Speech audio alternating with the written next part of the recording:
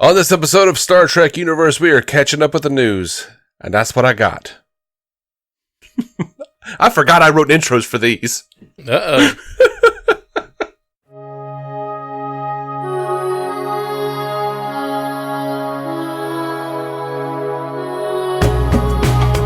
Welcome to Star Trek Universe, the podcast where you get to listen in on two lifelong friends sit and chat about Star Trek. I didn't forget the intro in all this time. Man, I feel good at my job. I feel bad at my job. That's really what I was hoping for. I was just hoping to rub it in a little bit. Dirt in the wound. No, but don't cut the explanation. I literally just forgot that I wrote an intro for that. I understand, dude. It's been a while since our Section 31 coverage, right? Yeah, coverage. Yeah. Yeah, well, it's coverage. We talked about it. I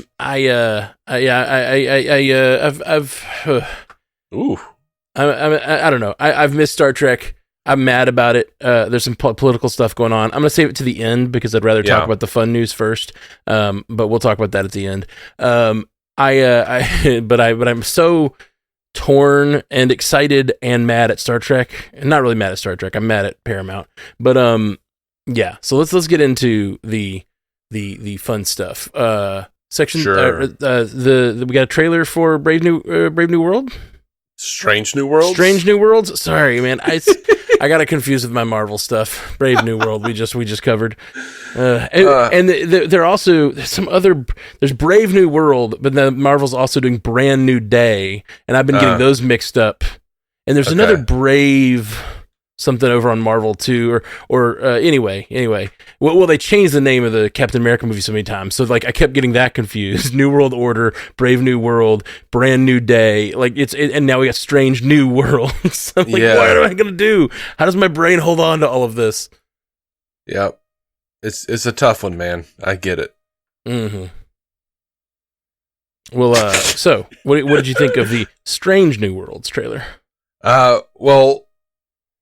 Out of the gate, they throw in one of the comedic little melodies from the original series and show us they'll be doing some kind of parody of the original series, which feels like that Black Mirror episode just for, in a way, but then also feels a little Bride of Chaotica, but ultimately feels like they're going to be making fun of the original series.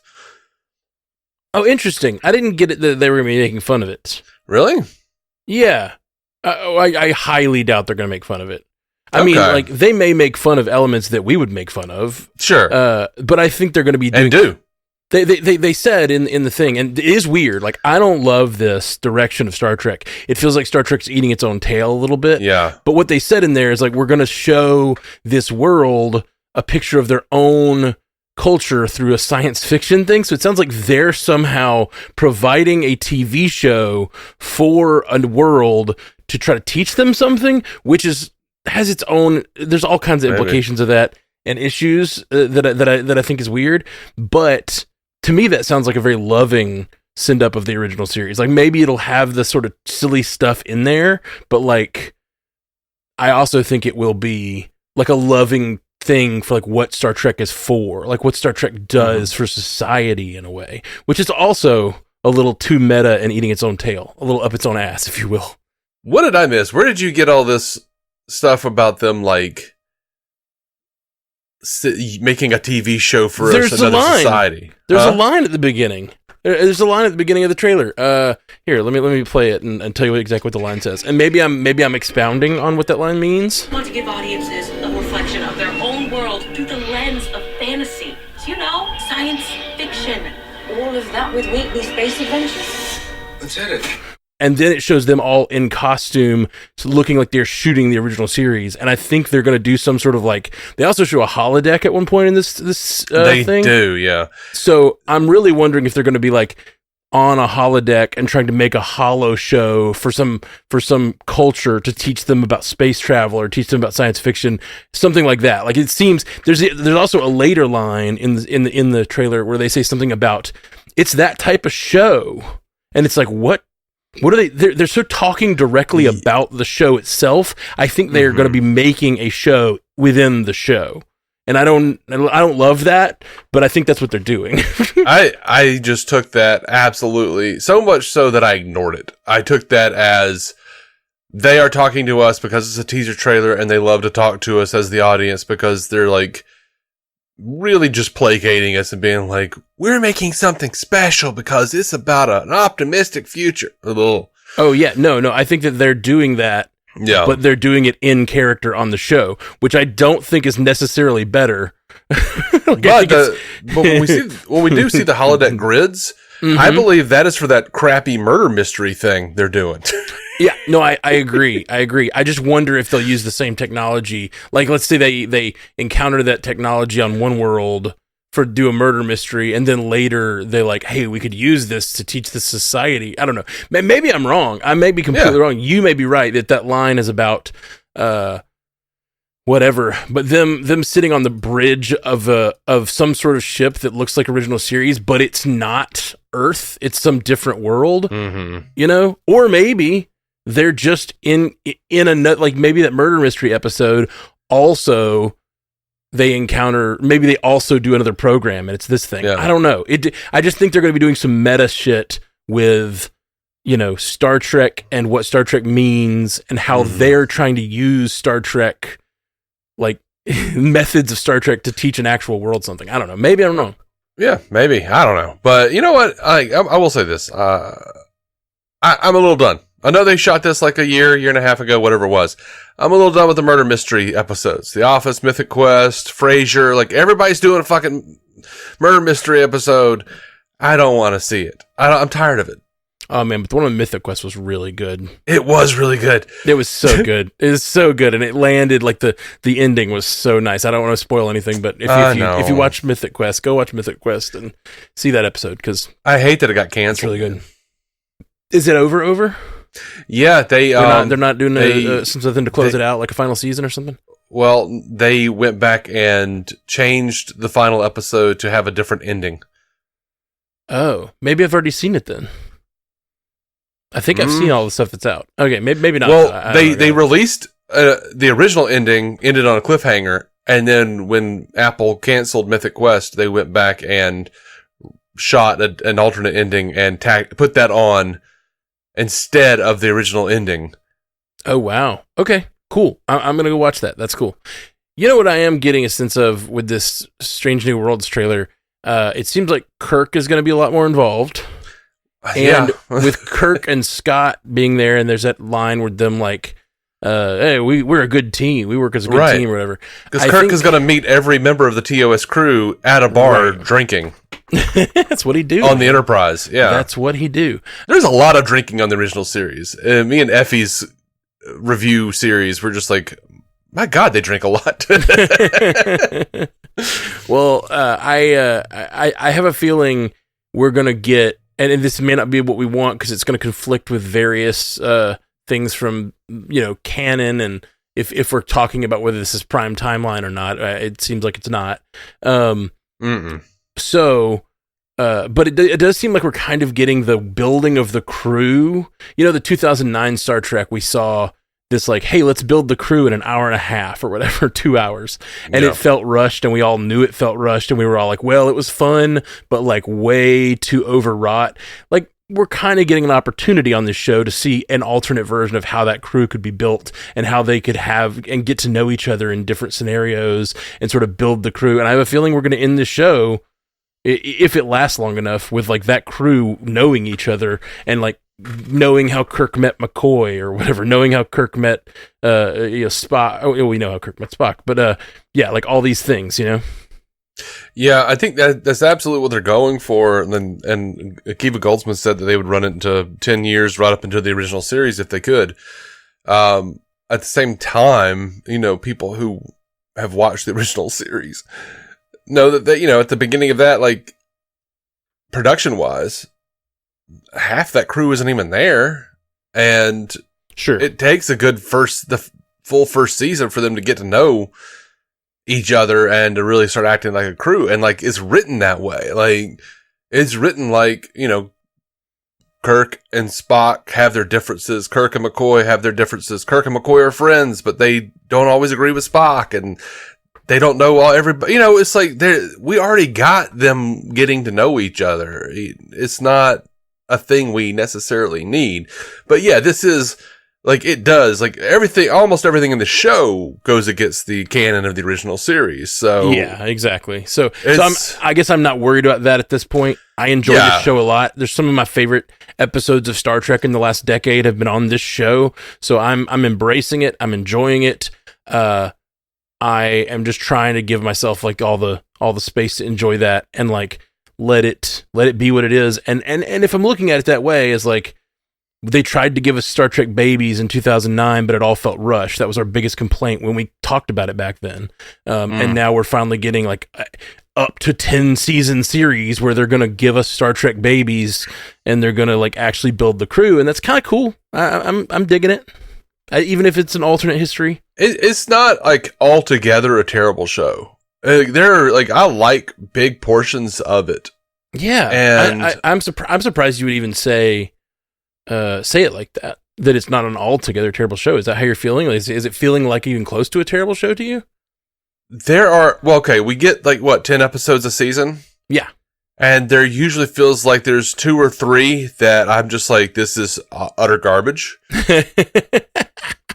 I mean, and there's like 2 or 3 that I'm like, that was fucking baller. And then exactly. And then there's a few mediocre ones. Yeah, and it's that is the hit rate of all Star Trek, my friend. Except for maybe the last 3 seasons of DS9. That is the run that is like, okay, those are just all baller, but like, everything else that's the hit rate. Especially these ones that are episodic in nature, where it doesn't all have to fit together. I think that's just the hit rate. But I think like, part of in my mind, it's like part of the reason that you do 10 episodes instead of 26 is you're like, let's cut out the filler. Let's make these like 10 really great this is like premium television, premium streaming episodes. Yeah. And when they just completely miss the mark, or to me, miss the mark. Right. There is like Star Trek comedy, which is usually historically a little cornier than most comedy. But here we've got, we already know we've got this episode that we're gonna dislike. With everyone becoming a Vulcan and automatically not having emotions. Okay, let me say, I agree with you. Unless they somehow give me some sort of just like I just said, this show, I'm embracing the fact that it has its issues, but I'm embracing what it's trying to do and letting it be an alternate universe and all that stuff. I can go for a ride with you. If you're changing the genetics and trying to do that, but I really would hope there is a fucking Star Trek fan on the cast, on the crew, that would like make sure there's a line about like somehow this is not just genetic; it's some sort of like genetic combined with like a mental block component or something. If there's something like that, boom, like you got me. Like this will. Not only change your genetics to be Vulcan, but it will also suppress your emotions by putting a block between your whatever receptors. And then I'll be like, oh, cool, we're good, we're there. But that's all it needs. But we're Star Trek fans who know that Vulcans have emotions. They practice their entire lives to not let them overcome them. So, it really is. It pisses me off if they don't put something like that in there. Yeah. So, also in this trailer, I'm looking at Patton Oswalt as a Vulcan holding flowers. That looks goofy as fuck already. The murder mystery episode, Mythic Quest did it great. Actually, so did Frasier. But you know what? I'm tired of and so did The Office. But I'm tired of, the trope. Everybody's doing it now. It's old. I don't know that it's old. I think like maybe you've just watched, because I haven't seen Frasier. The Office is like 15 years ago. That's a long time ago. And then it was the new Frasier, by the way. That's what I figured. I haven't seen that. So The Office is 15 years ago, and then Mythic Quest did it well. But as a different watcher, I would probably look at it and go, "Oh, I've seen this on Mythic Quest." But like, we'll see what they do with it. It might be they did this on The Next Generation, right? Like, it wasn't exactly a murder mystery, but they kind of did it, and then it took a twist, and then Moriarty and blah blah blah. Like, maybe it'll be something like more like that. Yeah. So I'm down. What's the thing with they're wiring the Enterprise for old timey telephones? It's just, they have taken such great pains in this trailer to be like, look, we're wacky. Oh, for sure. It is all about wackiness on this trailer. 100%. 100%. This is about meta-ness and wackiness and all this other stuff. And that's not why I come to Strange New Worlds. I come to Strange New Worlds for that freaking war episode about Mbenga last season. Mm-hmm. That was my favorite episode. Like I said, some of my favorite episodes of Star Trek have been in the last decade, have been this, and that's one of them. I love Lower Decks, man, but I do worry that they're starting to push into the Star Trek can only be popular if it's making fun of Star Trek territory. I have not felt that about Strange New Worlds up till now. And I don't even feel that about Lower Decks. Is it making fun of Star Trek? Do you feel that way?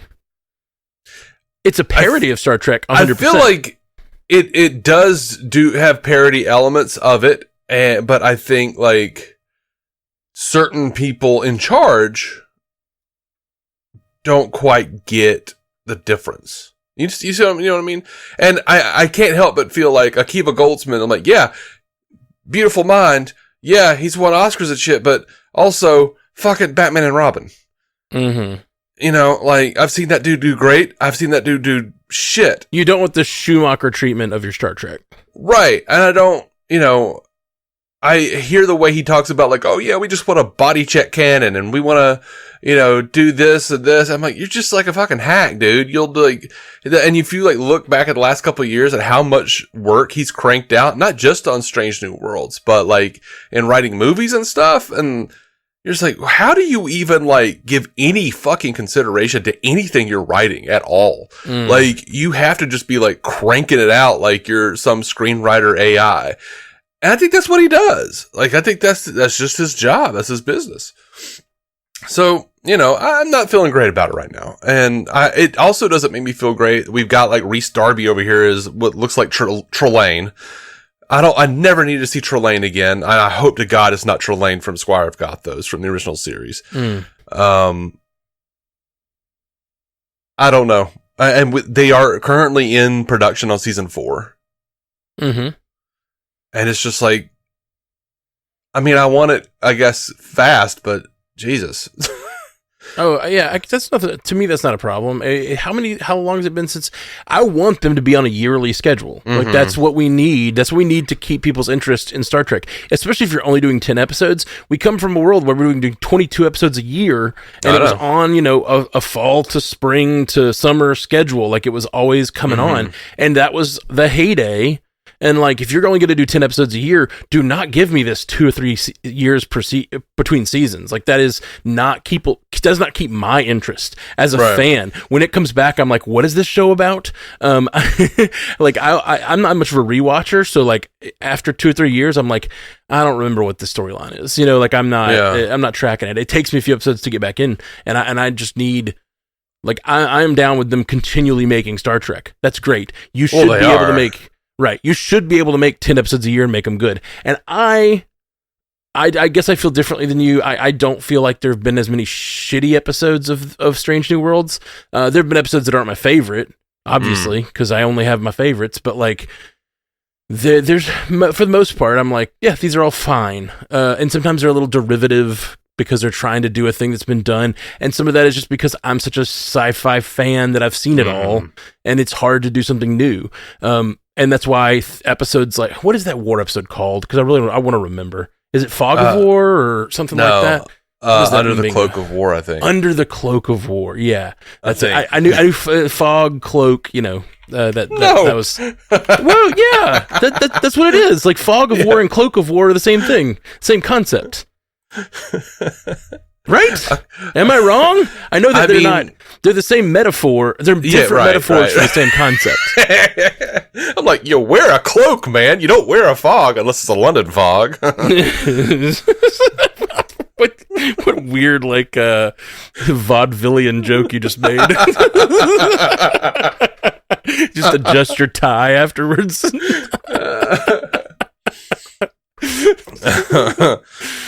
Oh. No, I think I'm coming off as more negative than I want to be. Here's my thought to you. I think you hate this trailer. I don't think you hate the show. And I think you're letting this trailer make you feel like they're making a mockery of a show you actually like. And I think the show's tone is not going to be the trailer's tone. Yeah, I think the trailer is showing me things that I've been concerned about happening.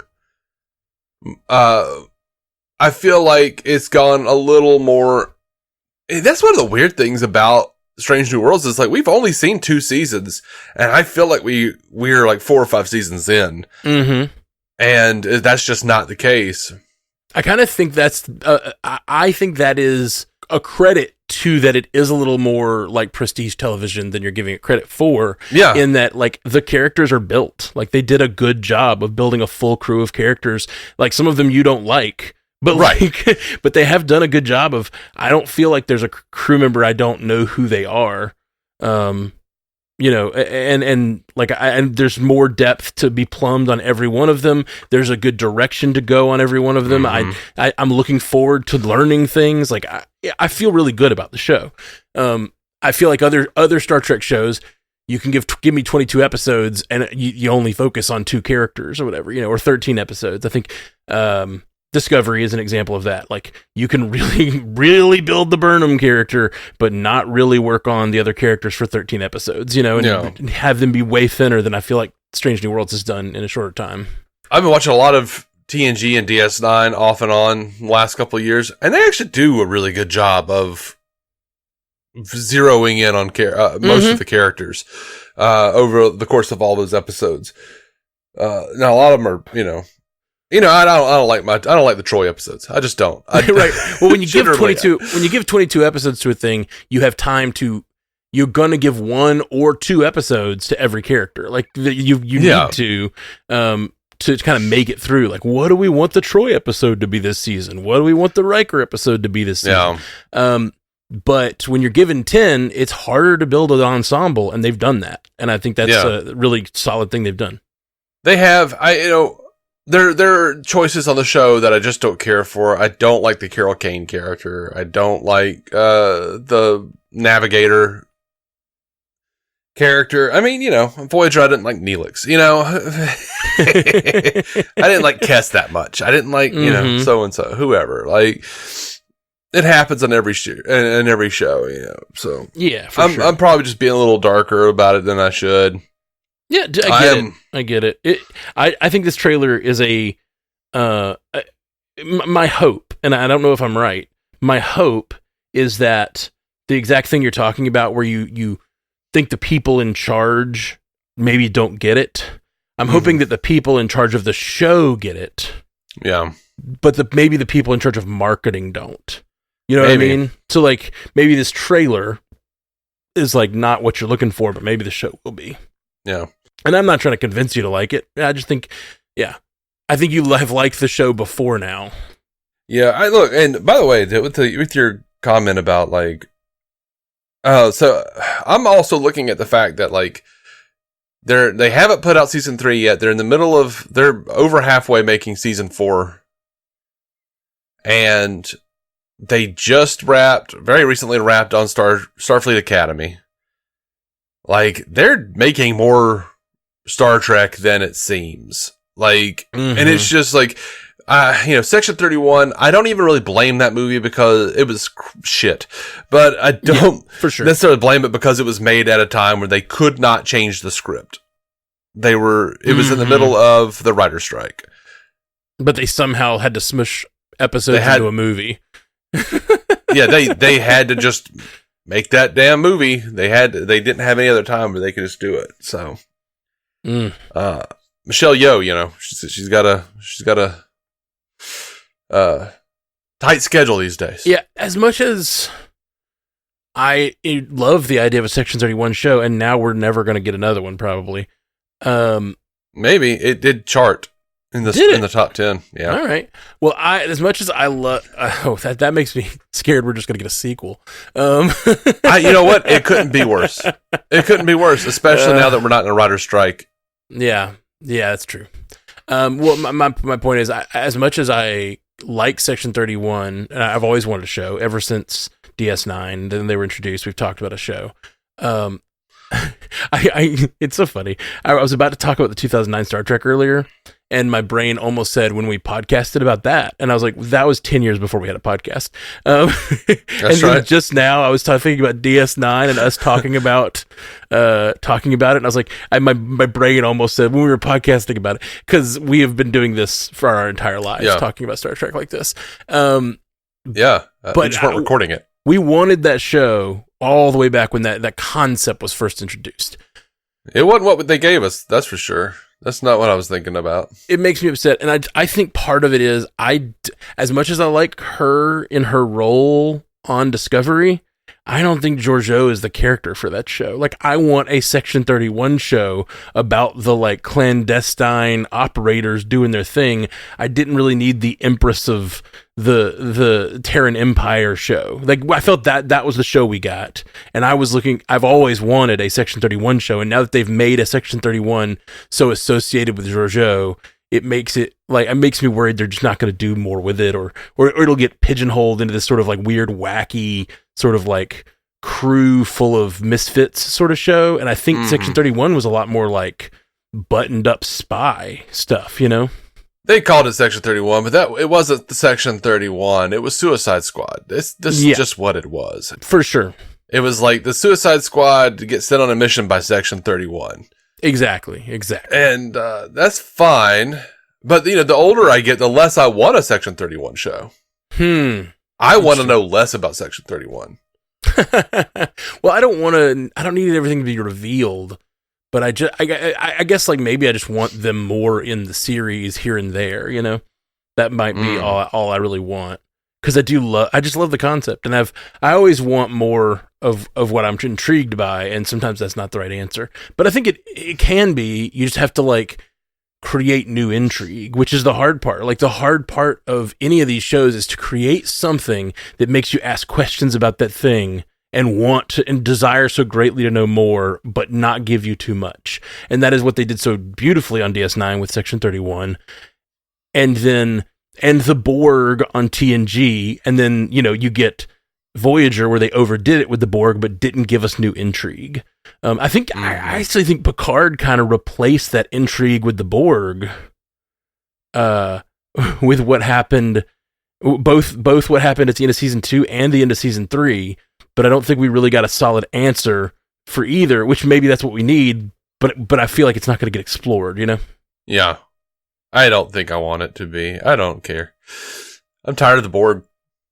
Well, that's what I'm saying. I was tired of the Borg, but the way they used them in Picard was interesting. So, yeah, I guess it was. Like, that last season, season 3, having the entire Federation turn into Borg is such a radical and huge concept, and I feel like that would, kind of like the Mars explosion, how it like changed the entire nature of the Federation.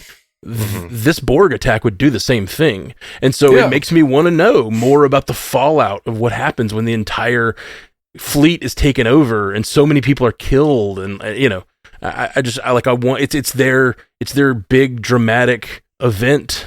It's their whatever, Pearl Harbor, 9/11, all these analogs to history. But like, yeah, I want to know more about how that affects the universe. And I don't know. I'm worried that it just like when next time we see Star Trek that is in the current timeline moving forward, it's just like not gonna. Oh, that's a thing we solved in that one episode. Like, that's a new Wolf 359 to me, and I don't know that it'll be treated that way. Wolf 359 like sent shivers through all of Star Trek, you know? Yeah.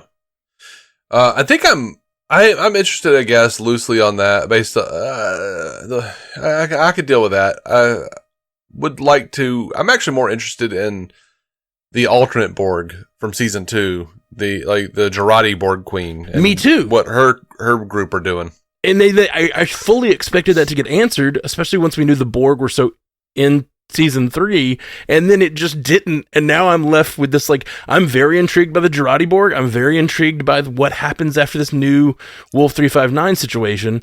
But I don't know that I'm ever going to get an answer to either one of those things.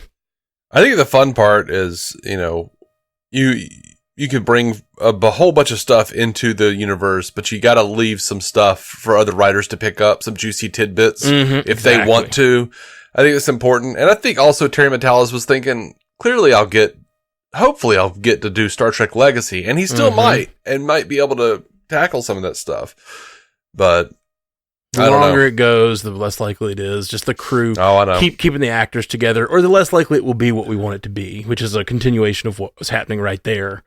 It'll be, hey, it's 5 years later, and now, young Jack is first officer now, and they've moved on, and it's a little different dynamic, and we just kind of fill in the blanks. It may happen, but I think it should be the focus. I think it should be the focus of Absolutely. Strange New Worlds, and that should be the focus of Star Trek right now. It just should. Yeah. And how cool would it be if 7 of 9 is the next female captain? Like after she was rescued by Janeway. That'd be awesome. Burnham was captain in the last season of Disco. Yeah. So she was the next female captain, but I guess starting the show with the next female captain being, like, it took her 4 seasons to get there. I guess it's just kind of interesting that, like, she is literally her protege. I don't need her to be like the next female captain of the franchise, because she's just not going to be because that bridge is burned. But I do love the character arc of it. Yeah. Anyway, me too. And as far as I'm concerned, she already is, because she's the captain of the Enterprise. Oh, I don't mean next captain as in like next captain on screen. I mean next, like we talk about the 4 captains, or whenever that movie came out in like 2008 or whatever, the 4 captains. And it's like, there's lots of captains on Star Trek, but those are our 4 captains. Right. So now we've got like 7 or 8 of those. I'm just saying, for my personal arc fulfillment wishes, she's already attained that. Sure. Yeah. Yeah. Not for like specifically. That's all muddied now. It doesn't matter. It's really cool too. She was so turned off of Starfleet after the Mars incident that she went out and like became a Fenris Ranger and all that stuff. Like, she was a Borg to a Starfleet officer to a Fenris Ranger, now back to captain of the Enterprise. Like, that's just fun. Mm-hmm. Fun it's really stuff. neat. We should probably get some of this news. Yeah, let's do it. So, Strange New World Season 3 is going to premiere at the Tribeca Film Festival in June, Saturday, June 14th. And we don't actually have a date for when it's premiering on Paramount Plus or whatever. So it's going to be, they said summer. So it's probably going to be after it premieres at the Tribeca Festival. Okay. The Season 3 synopsis. In Season 3, when we reconnect with the crew of the Enterprise, still under the command of Captain Pike, strange thing to point out, they face the conclusion of Season 2's harrowing encounter with the Gorn, but new life and civilizations await, including a villain that will test our characters' grit and resolve. An exciting twist on classic Star Trek, Season 3 takes characters both new and beloved to new heights and dives into thrilling adventures of faith, duty, romance, comedy, and mystery with varying genres never before seen on any other Star Trek. They have some interesting things thrown in there. Yeah. It is odd to me that they point out that it's still under the command of Captain Pike. That feels like foreshadowing of something. Well, I think the whole show is foreshadowing. So, in a way, yeah. But I think that might be changing soon. Especially with Kirk being around so much more. But I hope not. I like Pike. I do too. As much as I mentioned earlier, the collecting of the original crew and putting them together in interesting ways and having us get to know them through these new lens. Love that, but I don't really want it to take over the show. One thing I like about it is that we're getting those stories and those meetings, but it's not their show. It has remained up until now Pike's show. Mm-hmm. Like I mentioned, Season 4 is at about the halfway mark now, if not over. And Starfleet Academy just wrapped filming Season 1. And they did this Trek Talks 4, which was an all-day telethon that benefited the Hollywood Food Coalition. And as we've talked about, Robert Picardo is playing the Doctor again in Starfleet Academy. Mm-hmm. That's awesome. A bunch of cast members were doing this thing. There was a conversation here, though, between Kate Mulgrew and Robert Picardo. And he described revisiting the Doctor on the show as an interesting challenge. Mulgrew asked how he was feeling about it. He expressed concerns about damaging the legacy of the character. He says, he started with nothing. The Doctor had an extraordinary arc over the 7 years on Voyager, and brick by brick, building a character that was quite human-like from something that had no personality or effect at the start. This much has been said in the press about the show. Starfleet Academy is set in the far distant future in the 32nd century. Starfleet, which basically fell apart in the future tragedy called the Burn, has been reconstituted. And this is the first entering class at Starfleet Academy in more than 100 years, and my character is teaching there. And I think that, frankly, at least according to our producer, who we both know well, Alex Kurtzman, he said that seeing the Doctor teach cadets on Prodigy, his exact words, that it made complete sense that he would be teaching cadets at Starfleet Academy in the future. Mm. So I really do think that my stint on Prodigy helped open that door. That's fun. And Mulgrew's like, well, did it open the door for me? She asked if this version of the Doctor was fully formed, and he says, that was another thing I thought about deeply. How is he different? What does it mean to be a 900-year-old continuously activated artificial intelligence? What is 900 years of digital memory? Digital memory is not like human memory. If we have a memory from 5, 6, 8 years old and looking back decades of that memory, it's not like having a memory of something that happened a year ago or yesterday. It's digital memory is completely clear, which means that a beloved colleague like Captain Janeway, for the Doctor, you are as present in his memory 900 years on as when he was working with you in the 24th century. So what does that mean? What does that do to a consciousness? Is seeing 36 generations of organic colleagues grow old and die around you. It does not necessarily predispose you to making close personal relationships. Let's put it that way. So there's a lot of stuff to think about that's a little mind-bending. And that's what's wonderful about science fiction to begin with. You have to ask questions that are huge extensions of the questions you have in a single human life. You have to project out and use your imagination. It's well beyond the human experience, and that's both challenging, but also what makes science fiction fun. I really like that idea that the Doctor might be getting a little darker, a little more reserved. I like it. And I mostly just like the idea that they're thinking about it. You know, they're really giving thought and not just being like, hey, the Doctor's back. The Doctor, he's the Doctor. Right. I love the fact that they're really focusing on what does 900 years do. That's a great question to ask and like to try to answer to best of your ability. But I fear it falls into Tropesville where it's just like, oh, that's the old cranky professor, you know what I mean? Like who we've got to pull out of his shell. And it's like that's kind of as much as his arc is different because it's more about him like attaining a life. It's also that's kind of the arc they're talking about on this show is like him being the old cranky professor who doesn't want to connect with the life forms and then slowly connecting with the life forms. And it's a different reason, but it's still kind of the same. I sort of want him to be like already have embraced the idea that like, yeah, it's been 900 years, people live and die, I keep living, but I like kind of the Doctor Who of it all. Like he's the Doctor after all. He's lived so many years, but now he's like, he still embraces connection, like he knows everything is fleeting, but he embraces it because it's that moment is all you get, and that's kind of the Doctor from Doctor Who versus the Doctor here. I kind of wish they'd lean that way in my mind because I fear retreading of the Voyager arc. He does go on to say, I would say that the Doctor is as we remember him, but deeper, the way he was, but more so, if that makes sense. He still certainly has his sense of humor, but there's a depth to him now from that incredible sense of immortality. I think we would all agree it would be a blessing and a curse. I am hoping they've got a lot of new characters coming in, and we know they're going to touch base with Tilly. And there's a lot of other things to do other than just hang out with the Doctor all day. Yeah, although I would watch that show. Yeah, I would. I absolutely would watch a Doctor show and probably be more excited for it than this show. Yeah. I'm hoping that once we get a sense of the tone, I think like the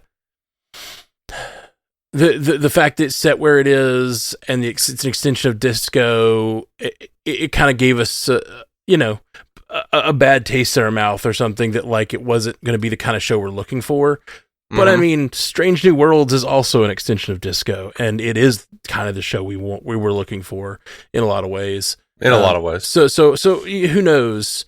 And just to be clear, I don't hate Disco, but it's not. It had its issues, and I was always worried those issues would just transfer over to whatever came from it. And I think they avoided that with Strange New World, so maybe they'll avoid that again with this new spinoff.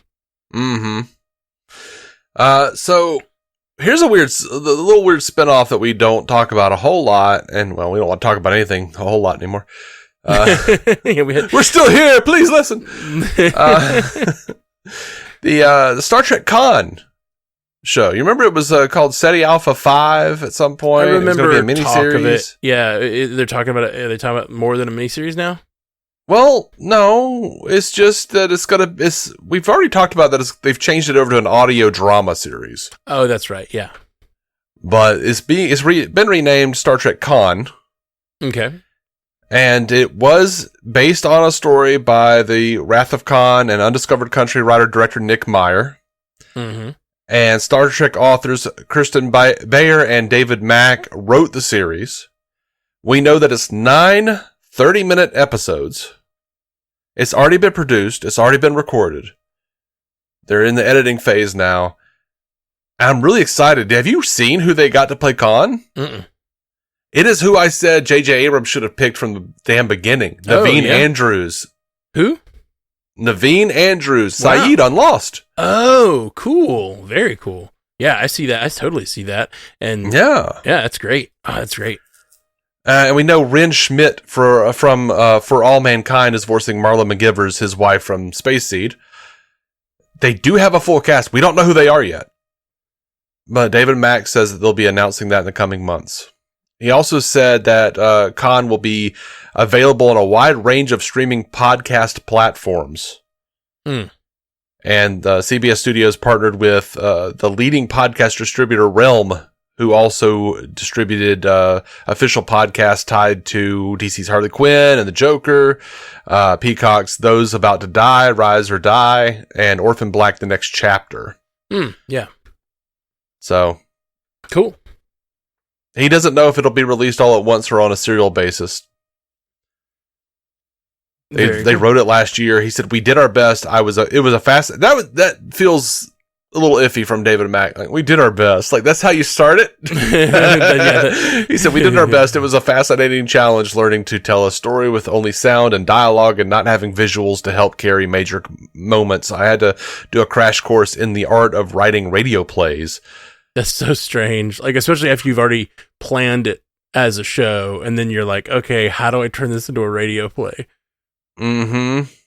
And someone asked him if it was going to be like honoring the original timeline with the 1990s eugenics war, or the Strange New World, Tomorrow and Tomorrow and Tomorrow timeline.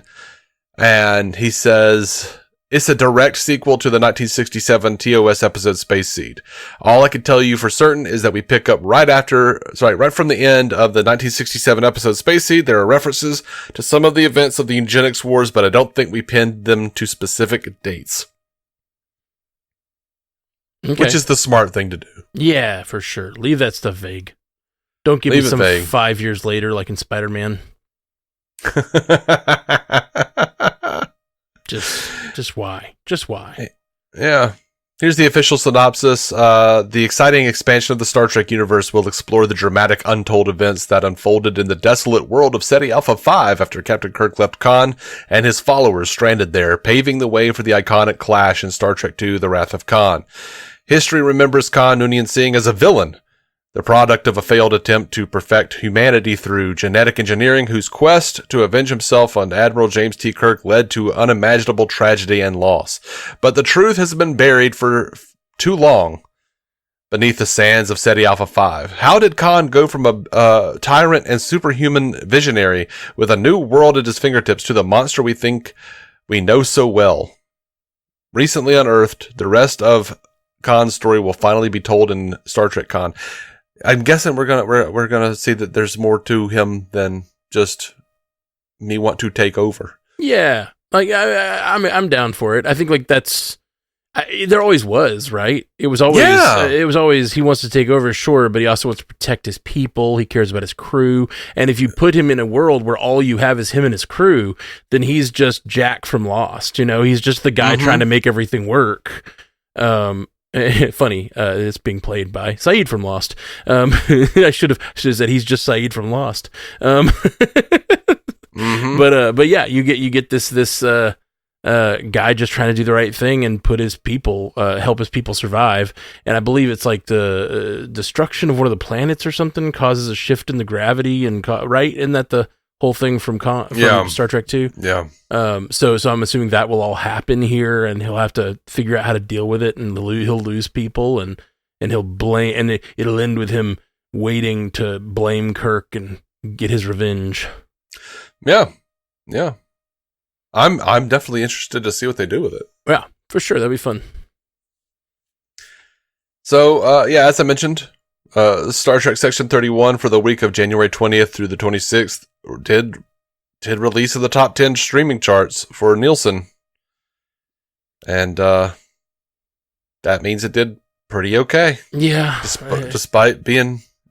I'm so really torn about how I feel about that. Like it's like that means it had more eyeballs on it, which means Star Trek still has cachet. Section 31, the concept has cachet. But it also means a bunch of eyeballs watched that. Yeah, it ranked 8th with 170 million minutes viewed. Okay, so I don't know what that means, but.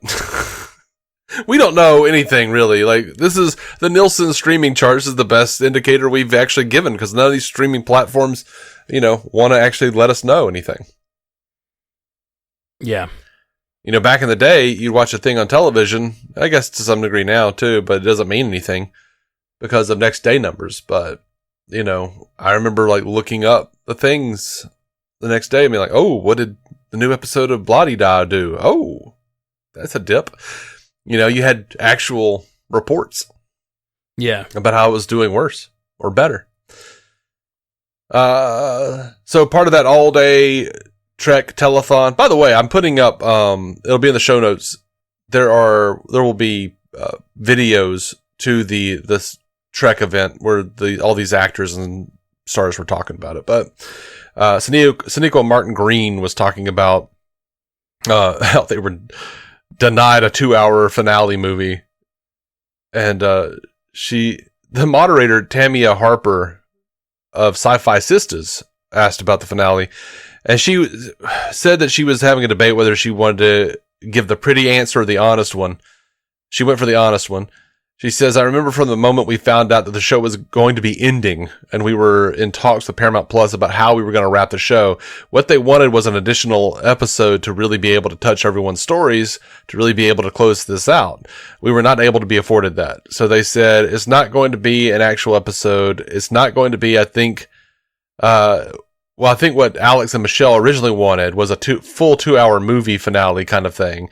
And it was like, no, we're not going to be able to do that. And it's like, okay, well then how about an extra episode? No, we're not going to be able to do that. Okay, what about like an extra, like half of an episode or something like that?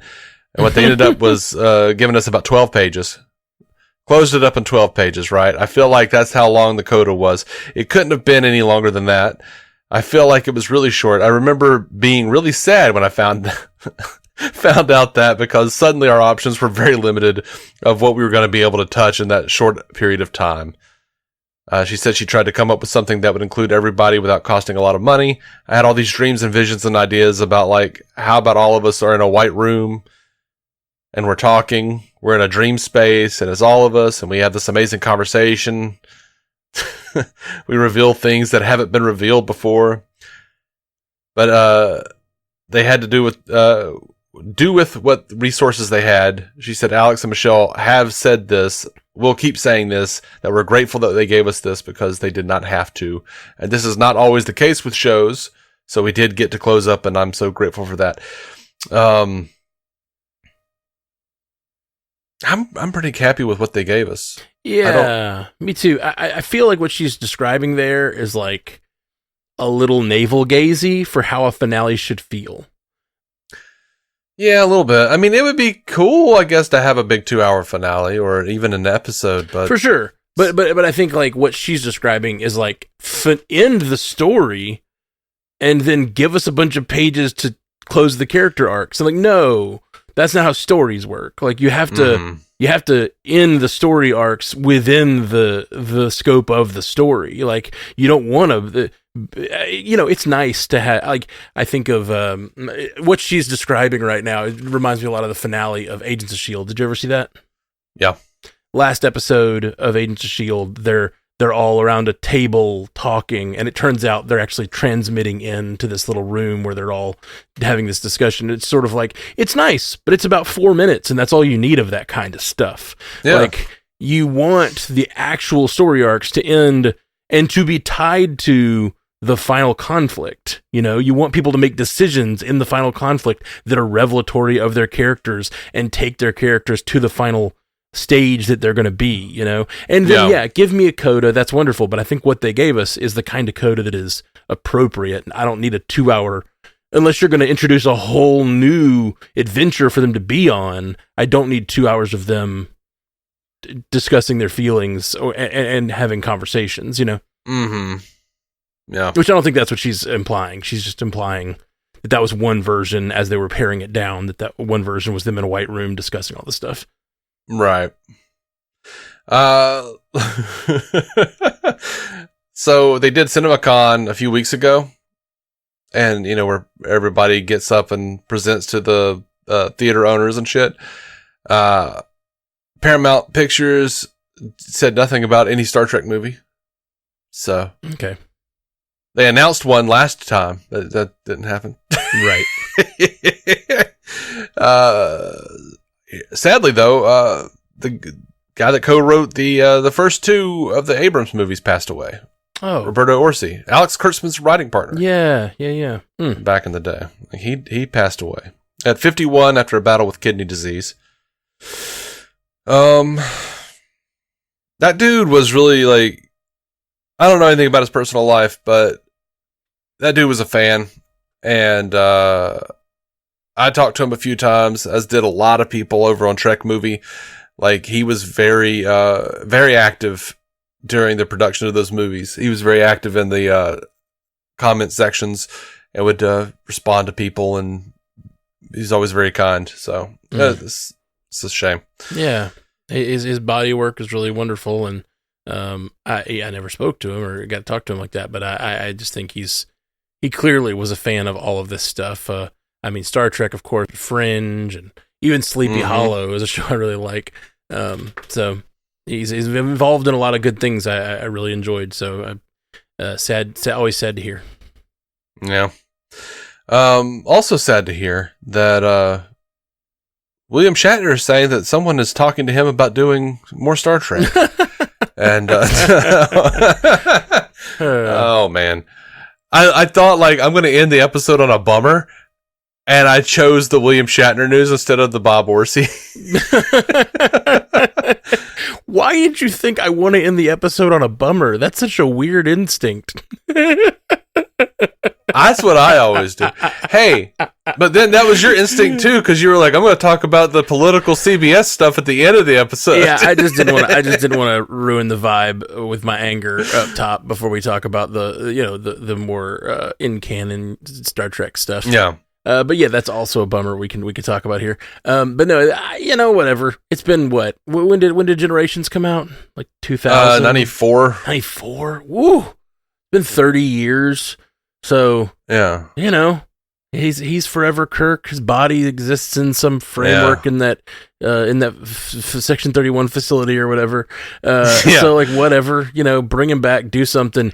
De-age him, don't do whatever you want, whatever. I'm fine with it. I don't care. He said he's been contacted by a writer. He was at a fan expo in Vancouver, and he said he'd been contacted by a writer on one of Paramount's currently in development Star Trek series.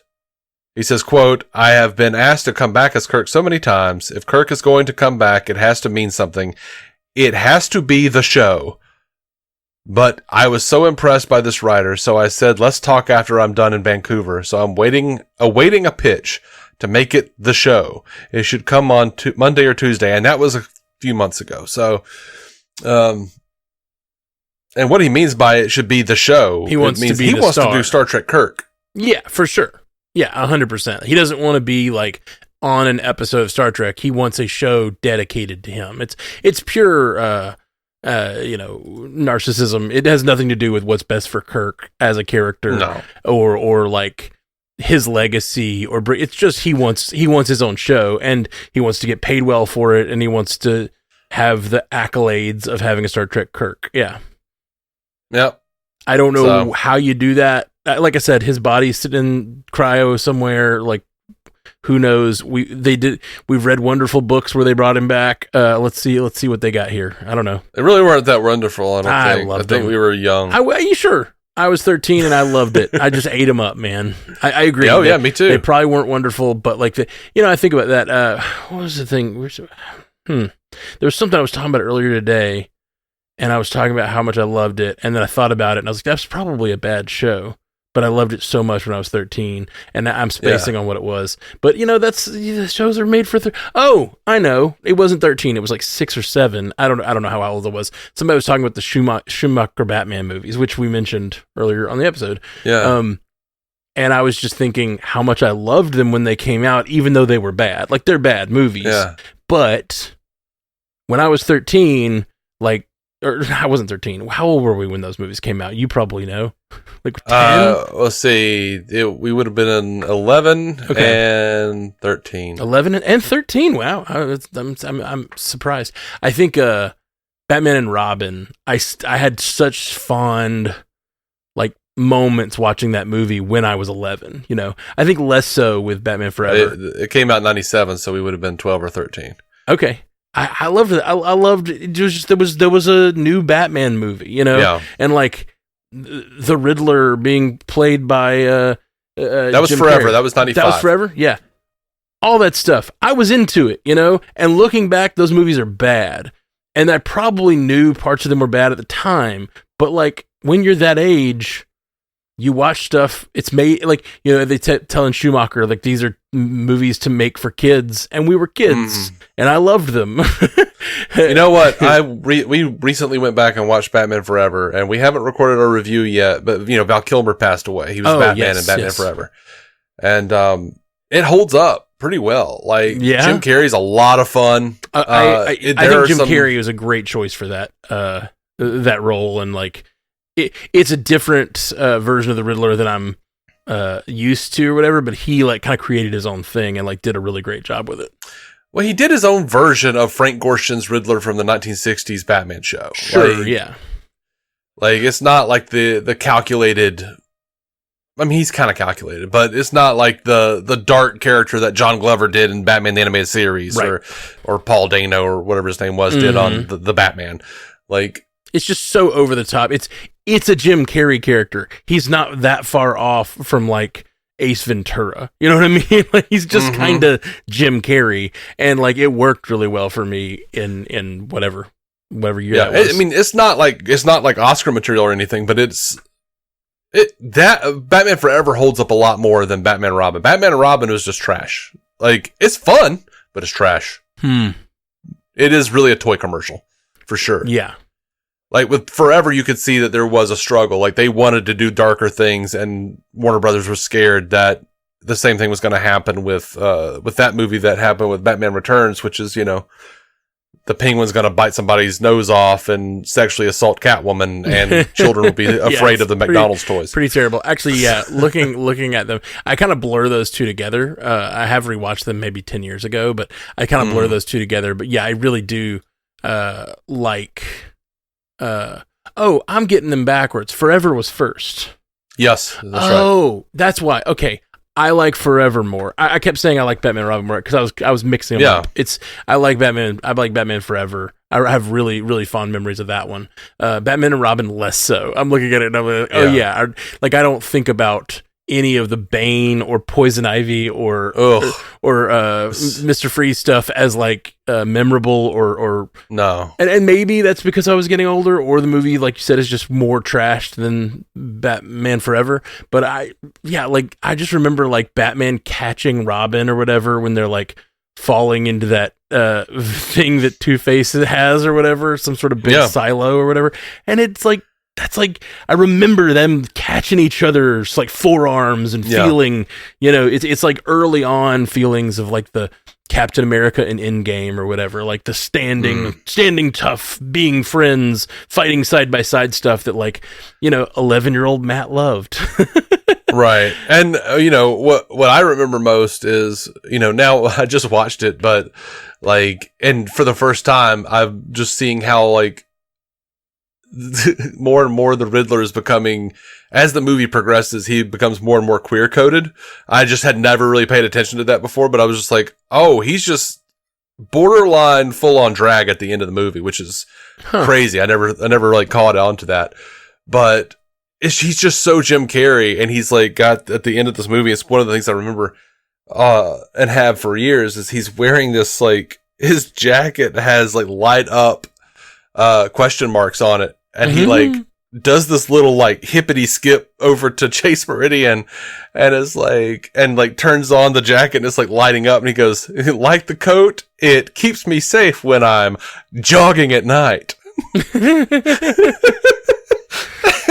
It's just, I've always like thought of that stupid line. Yeah, I love it. I think of a lot of stuff from the Riddler, and honestly, Two-Face too. Like, it's interesting. I think those movies get lumped together a lot. At least I lumped them together because it was the Schumacher version of Batman. But like, I think there's a distinct quality difference between those two for sure. Mm-hmm. Yeah, there's some good stuff in there. It's not perfect, but it's fun. Yeah.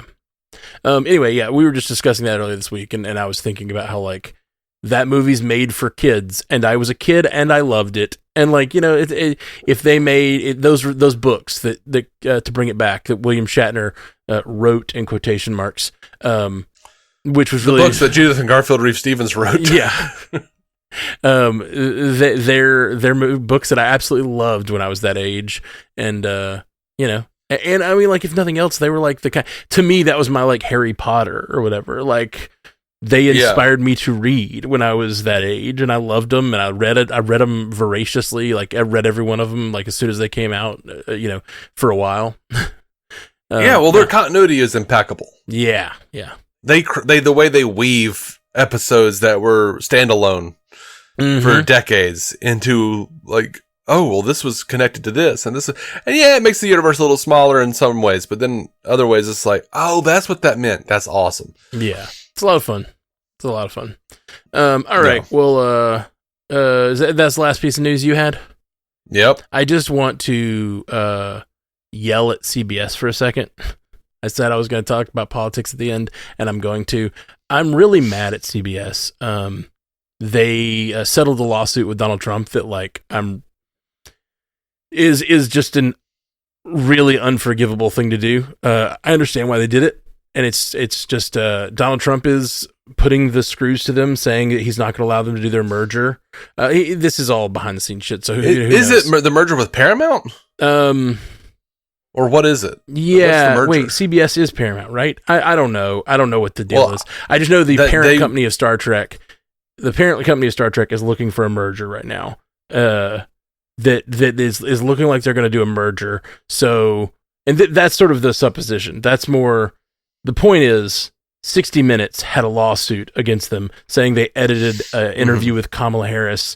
There is literally no legal case that Donald Trump has. He just sued them to sue them, and instead of fighting it, they're just going to give him millions of dollars, saying that, like, and it's just capitulation to a fascist regime. That's all it is. And it's my Star Trek that I love and owned by the same company, and it just pisses me off and makes me really dislike the parent company. And like I'm going to try to look past it because it's something I love so much, and continue to watch the show that I love and enjoy the show that I love. It's a big, complicated conglomerate. It's not like Star Trek's fault, but it really makes me mad, and I yeah, it just makes me really mad. The capitulation that's happening in a lot of realms, universities, law firms, and these media companies are just capitulating because Trump has power. Trump is utilizing that power in a way that is unconstitutional, unethical, everything else, fascist, and he is doing that to try to get them all to come to him and serve him. And I am pretty pissed off that my Star Trek that I love, that taught me the ideals of like standing firm and like not capitulating to fascism and all of these things that like I have learned from Star Trek, is owned by a company that's such chicken shits. Yeah, really. And just, they see their money being harmed by the idea of this lawsuit. So they just settled it and just give, and it just, the idea that our law right now is in such a state where the head of our government is threatening people with lawsuits so they serve him millions of dollars. That is the most corrupt shit I've ever heard. And people want to talk about corruption in other administrations. There's no contest. And it is pissing me off. And like, I understand the incentives that have been designed by Donald Trump for this to happen. And it just makes me mad that we don't have a government that is standing up to him, a Congress that's standing up to him, or some courts are trying to push back. We heard today that a judge was arrested. Like, we've never done that in this country, arresting judges for things they're doing with their cases. So we'll see with all that comes, all the facts come to light on that one. But just really upsets me that CBS or their parent company or whoever it was kowtowed to Donald Trump. Like it, and it should upset us all. It upsets me, but at the same time, before all this happened, one of the reasons they were trying to merge, but both companies are fucked, by the way. They're not making very much money at this point. Like, they are struggling. Like, it may have killed them. We might not have any Star Trek if they kept going with the lawsuit, to fight it. That's not how the world works. We might have a break in Star Trek. But what would happen is it would get the IP and probably even the active projects would get sold to some other conglomerate. They just don't want that to happen to them. Like, so yeah, maybe we wouldn't get Star Trek, but honestly, like, I love Star Trek, but I love like freedom more. Like, I love the ideals of Star Trek more than I love the show. And so whatever. Yeah, I mean, I don't know. I don't know what their numbers actually look like or what they were dealing with. Like, it might be a live to fight another day kind of situation. Sure. I don't know. I hate it. Sure. But I just think, I don't think it's, if everybody does what they did, then we're just what's the phrase? Capitulating in advance or whatever. That's not the phrase, but there's some phrase that's like, one of the ways fascist governments take control is if everyone just goes, well, if I just do what he wants me to do, then I won't get in trouble. And everyone does that for forever. And then we all end up with that person having more power and giving up more and more power. Okay. I mean, I'm not a bright man. I don't have any answers. No, I don't have, the only answer is, somehow voting him out if he allows it, and voting a Congress that will stand up to him in 2 years. So that's where we're at. Well, we got about a year and a half until our next election, and we can vote for as many people that will check his power as possible and vote out every person that is serving him. That's all we can do, and hope it works. Hope our there's a lot of election stuff happening right now too. There's a court case happening in I believe it's the North Carolina Supreme Court.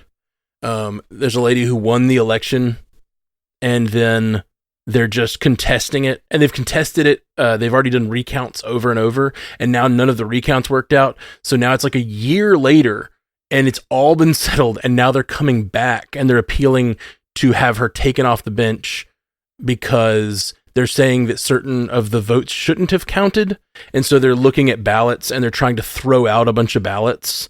Like the election, this if they do it here, they will do it in other things, and they point at across the aisle for people's election issues, but they are the ones that are actively disrupting democracy, and they're doing it as a dry run for when we have the chance to vote them out of power. We may not be able to because they'll control the levers of power.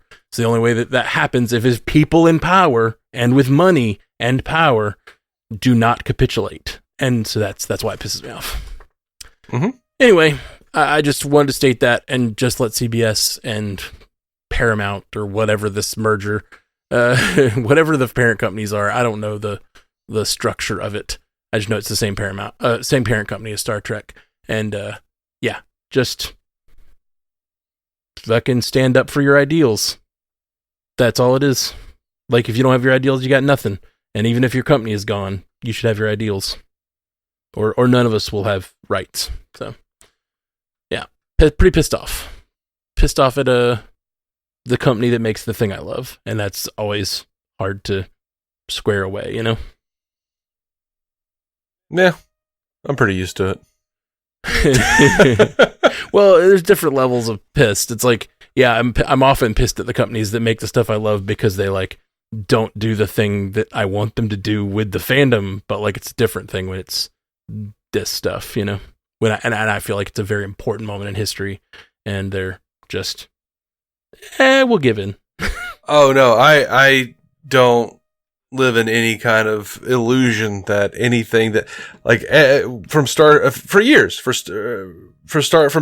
to DC to, it doesn't matter what, everything's owned by evil corporations. Oh sure, they're all about the money. Like, oh yeah, and that's the thing, they're all about the money, but they are all about the money, and they're all about keeping people buying their product. So the only leverage we really have on these big companies is to let them know that something pisses us off and may turn us off of their product, and maybe they will have balls, because they don't have balls. Corporations aren't people, no matter what the Supreme Court says. Corporations are entities driven by profit and nothing else, and so we have to make their profits sink, and we have to let them know we're pissed and let them fear their profits sinking. And so, if there's some freaking suits that collect data from various podcasts around that cover Star Trek, I would like them to know I'm really pissed off, and I will mention it again, and I will mention it again, and maybe there's some level where they go, oh, we're killing our brand. Like, we're trying to maintain our money, but like, maybe we're killing our brand. Yeah, they probably are. Anyway, much love to all you Star Trek fans out there.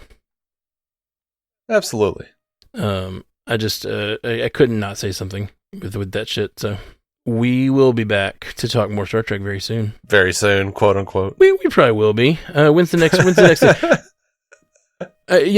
reasons we haven't mentioned this on the cast, but one of the reasons we haven't been around as much is we've both been dealing with health ourselves, or family issues with health, and so we're hopefully rounding corners on a lot of that stuff, and going to be able to do more fun podcasty stuff, and we'll definitely be back when Star Trek actually produces new content. But sure, which should be sometime this summer. Yeah, as stated. But hopefully there'll be something to cover before then.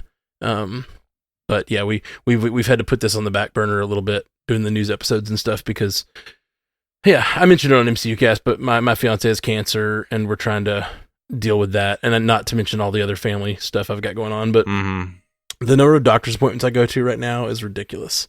It feels like a full-time job. Yeah, between my mom, my niece, me, and my fiance, it's just like doctor's appointments.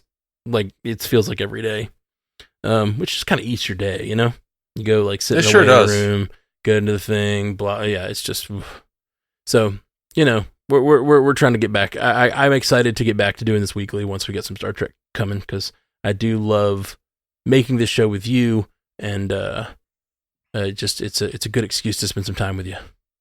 So yeah, likewise. Yeah.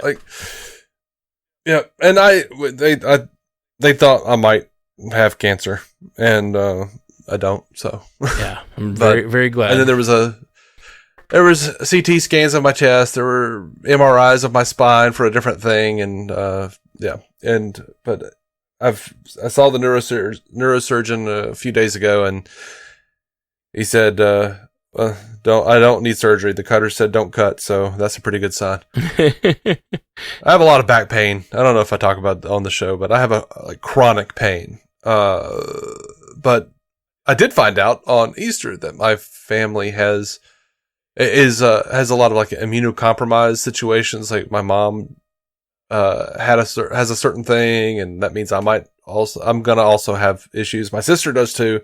One of those things is hypermobility, and one of those things is like that I think I have. By the way, I don't know about any of the other stuff that they talk about, but it could manifest in several different ways. So whatever, but I've been bothered for a while, and so just trying to figure that out. And you've had back problems. It was weird. I mean, we've known each other since we were 6, and you've had back problems like most of that time for sure. Yeah. Since we were kiddos. So I'm really happy that the cancer diagnosis didn't come, and that it seems like you're going to come through this without having to have any major surgeries.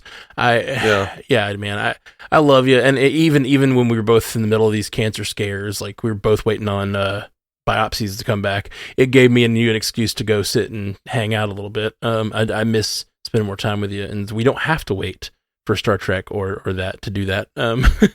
We should definitely hang out. We don't, but you're always so busy, man. Lately, lately, you say lately, but it's been like fucking years. 2 years now. I've been. You've always got gigs. You're running out of town. You've always got something. Before taking in my niece, I feel like I had a lot more free time.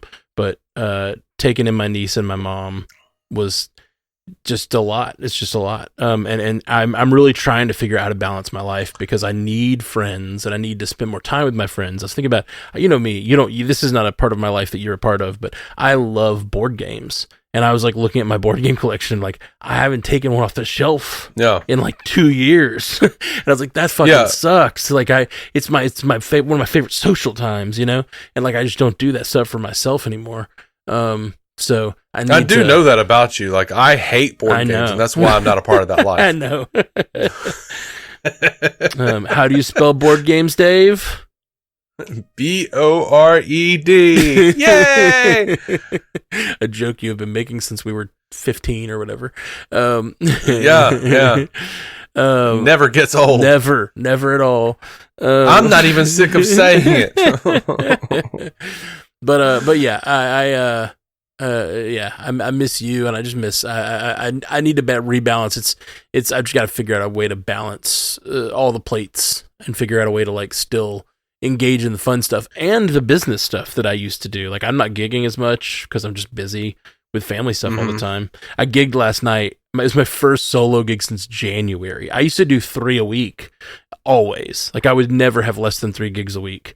And then once I like that if we were just a little further south, you would be talking about frog gigging. Oh. And not playing music.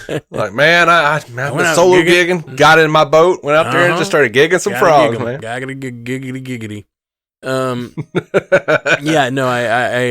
hadn't gigged solo since January, and it's weird, man. I just used to do it all the time, and I just stopped booking them because they pay a little less than the big band stuff, and so I just started booking the band stuff and not the solo stuff because I'm just so busy otherwise. And but I just missed it. I did a gig last night, and it was just sitting in a room full of people listening to me play and like getting into it and dancing and singing along, and it was nice. So I got to rebalance my life a little bit.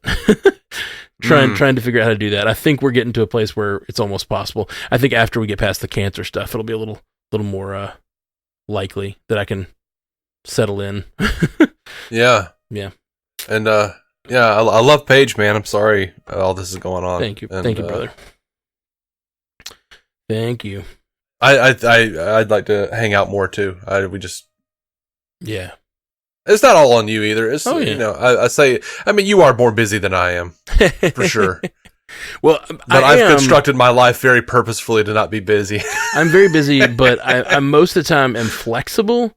So if you ever shoot me a message about like going to lunch or something, like most days I can make it work, unless it's just crazy. But most days I can like figure out a way to get an hour away, So yeah, it's just hard I don't think of it when I'm, it's so funny. Being social, sitting with a friend and chatting is energizing to me.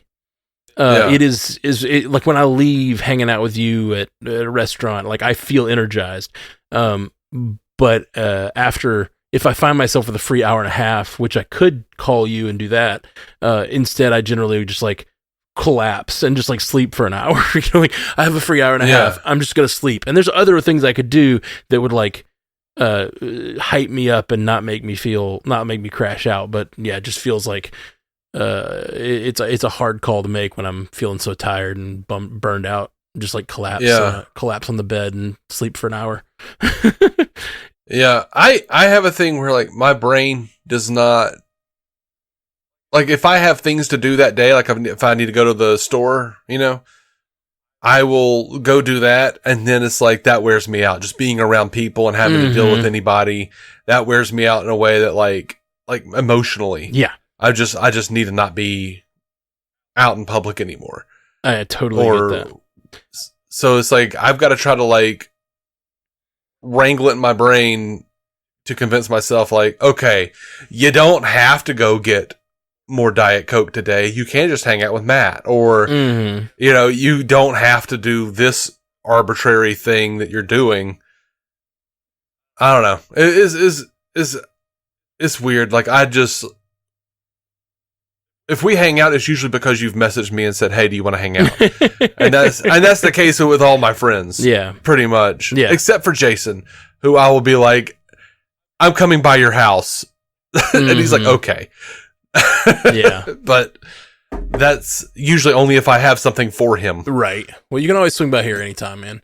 I'm here most days, just working, but I can always take a break and do something else.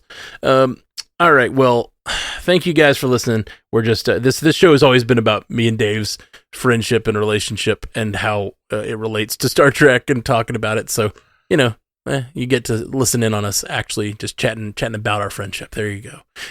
Well, this version of the show, anyway. Welcome. Yeah, yeah, for sure. All right. Because now me and Effie are gaining on you in numbers, man. You mean like number of episodes? Yeah. That's funny.